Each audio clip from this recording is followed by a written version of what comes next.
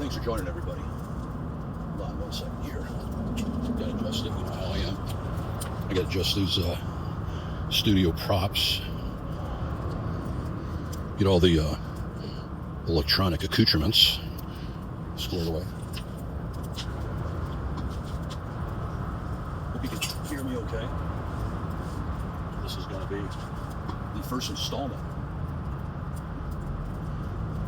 of Fireside Chats with the Ugly Jar. Now I got the show going, of course.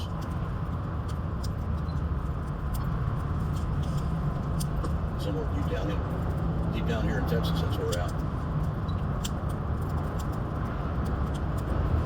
Got this Unction. And hold on. Don't want to get this too close to the fire, but I want to make sure that we got the audio looking good enough. Anyway, got this Unction.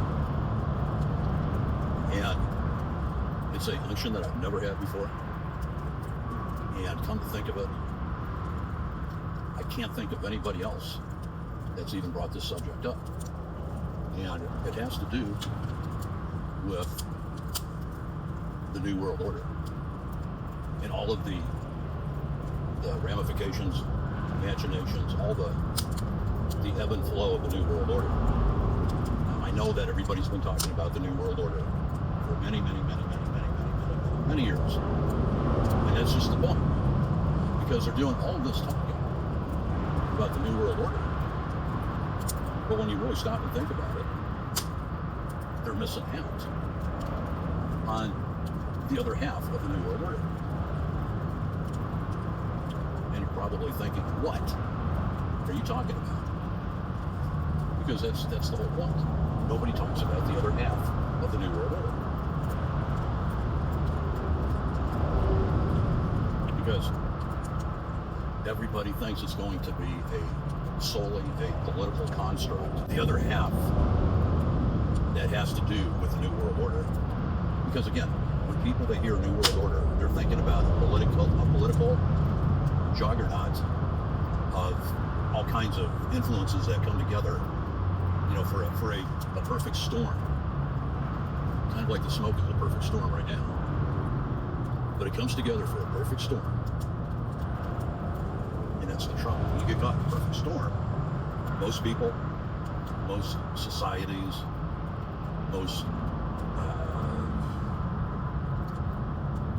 societies that have their normal, where they catch people so that they don't totally disintegrate, all of that. They have a security catch for a lot of people. They have protocols that they go to, but when those things are off the table, when those things have flown out the window, that's going to make a lot of people nervous. And here's the, not to belabor the point, the point being is that along with the New World Order that everybody and a brother and sister and uncle and second cousin talks about, we're missing one key component. One key component.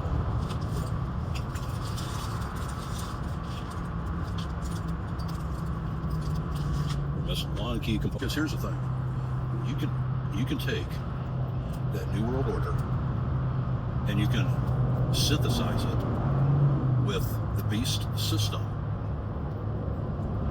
Please listen along here with the beast system that comes up out of the water. The metaphor in Revelation chapter 1: 7 heads, 10 crowns, 10 horns, and 10 crowns upon the horns. All of that's the beast system that people normally equate with an extension, with an outgrowth of a physical manifestation, even though you're crossing the lines from metaphoric usage or metaphoric imagery into the physicality of a physical Antichrist.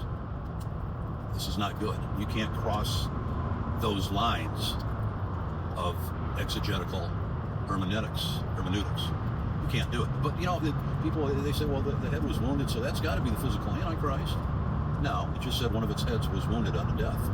What was one of its heads that went away? We're going to give you a big hint. That went away in AD 70 and did not resurface until May 14, 15 of 1948. You know the answer, the 6-point star. It's a geometrical equation. 6 points, 6 center triangles, and 6 unilateral sides. You should all know that. But here's the salient point, along with that construction, that physical symbolism involved, you have another component that has to do with its cohort. That cohort, no one has ever talked about. Because again, we'll reframe this another way. People have always talked about the New World Order, but they have never, not to my knowledge, they have never included the religious component to the New World Order. Because they both work in consonance, in complete accord with each other, politically and religiously. Because it even talks about it. Matter of fact, let's look that up. It's either in 17 talks about the woman, the beast that came out of the bottomless pit. The beast that was, is not, and shall ascend out of the bottomless pit. That's the first beast of Revelation 13. And that's again in Revelation 17. But again, keeping in mind that in Revelation chapter 18, especially 18:4, it tells us, and this is a humongous hint, that this is the Lord speaking, to come out of her, my people, be not partakers of her sins, or receive of her plagues. So let's go to Revelation chapter, the top of Revelation, chapter 18. And we will find the dissemination of that woman who rides that beast, and what her final outcome, her final report card, if you will be.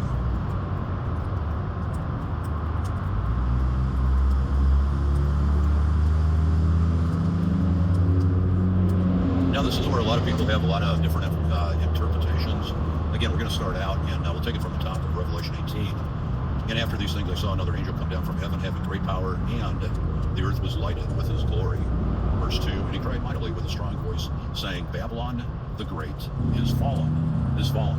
Now, a lot of people think that Babylon is the United States. But the tie-ins and the relationship, the symbiotic relationship with that great city, which is Jerusalem, we can't discount that either. That's Revelation 11:8 and 17:18, where also our Lord was crucified in Sodom and Egypt. Again, Revelation 11:8, 17:18, where we get that great city, Jerusalem. It has become the habitation of devils and the holy hold of every foul spirit, and a cage of every unclean and hateful bird. For all nations have drunk of the wine of the wrath of her fornication, and the kings of the earth have committed fornication with her, and the merchants of the earth are waxed rich through the abundance of her delicacies. Now, let's just say right off the bat, let's get the 800-pound elephant out of the room. There are three prominent, I'm not going to go into them, three prominent denominations who will say, oh, that's Rome. That's Roman Catholics. Well, it may be the Roman Catholics overall representing the woman. We're talking about symbology, we're talking about similitudes, we're talking about just the overall concept of allegories and metaphor. So we need to keep all of this, keep all of that in proper perspective. Let's go on. And I heard another voice, because the fornication that she's guilty of, along with her daughters that ride with her, all the other denominations subsequently, this is huge. This is the big picture of the big picture that we're talking about. And I heard another voice from heaven saying, come out of her, my people, they be not partakers of her sins, nor receive of her plagues. For her sins have reached unto heaven, and God hath remembered her iniquities.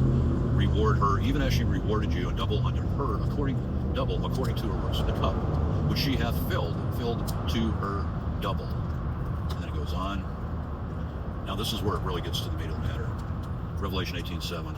How much she hath glorified herself, and lived deliciously, so much torment and sorrow give her. For she saith in her heart, I sit a queen, and am no widow, and shall see no sorrow.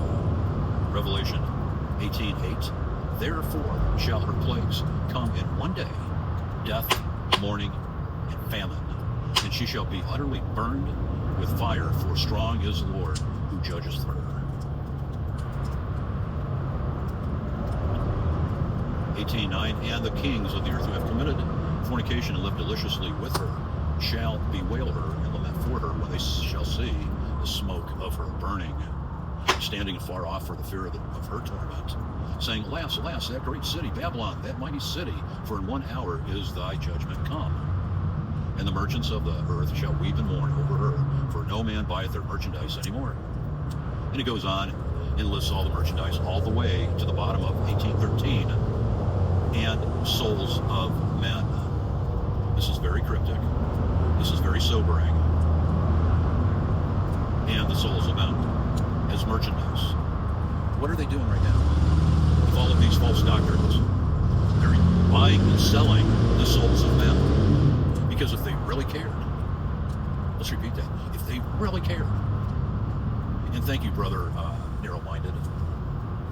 Yeah, you're right. I'm trying to pray on this and refactor some of my delivery techniques, if you want to call it that, or the direction that I'm taking. So I've taken that to some serious thought and prayer. Thank you, brother, narrow-minded. So we need to consider these things, ramifications thereof, because they're going on right now. And whether people it'd be like going, here's a commonality to it that it has. It would be like going to a Katy Perry or Beyonce or a Rihanna concert, and they're devil worshippers, or a Madonna for that matter. They do demonic sacrifices up on stage, and they literally are, it's called soul scalping.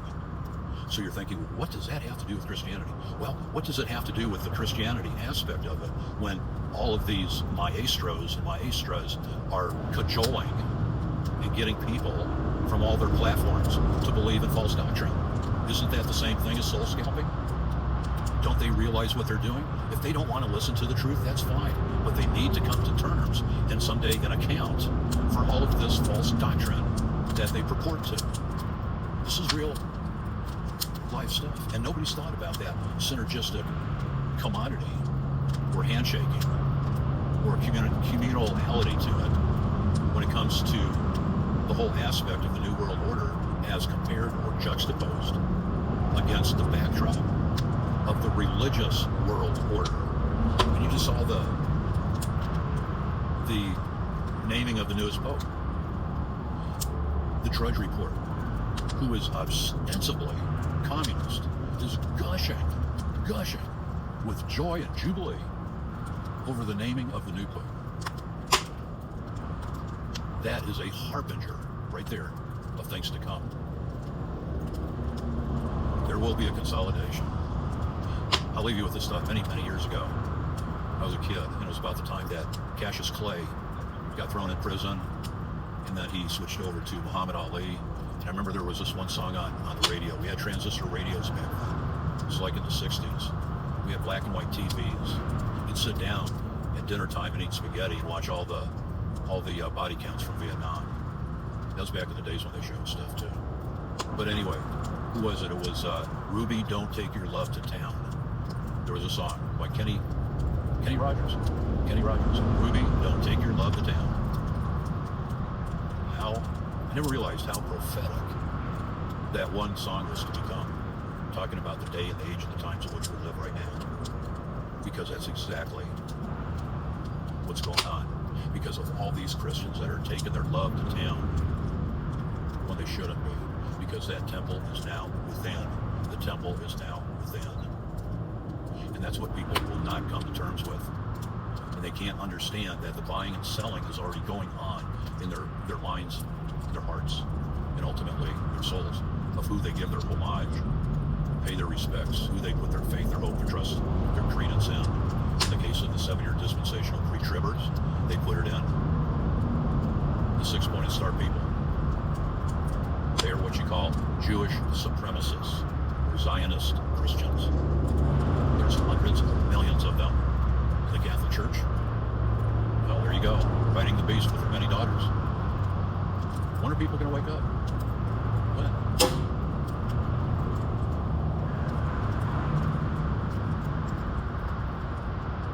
When are people going to wake up? They won't. You know, it is so sad. And even Brother Narrow-Minded got me thinking about that, about where the Lord told Paul, and he said, Paul, they will not hear thee. So true. They will not hear thee. It's true.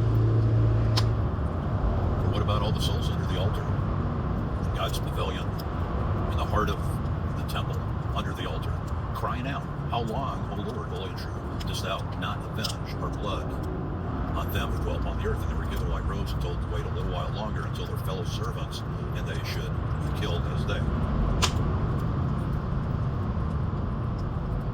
You hate to say it, but you talk about it, people don't care. They just don't. Their feelings, they will diminish. We said this many times. They will diminish the facts in order to retain their relationship. They go along to get along.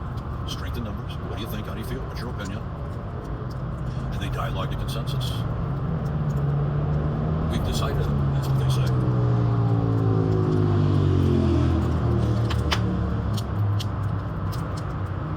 It's actually a very nice fire. I wish y'all could be here.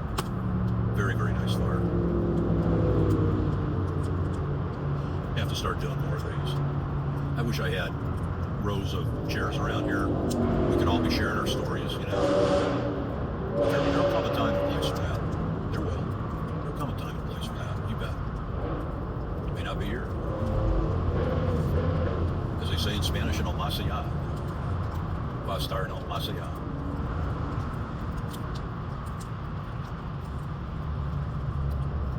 This is a bitter, nasty coffee. I love it. And I love you guys too. Stay in the fight. Stay remnant.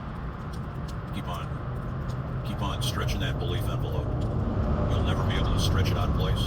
The Lord will keep you right there in His pocket. All times. Every day. All the way. Keep on doing the great job that you're doing. I love you guys. Talk soon.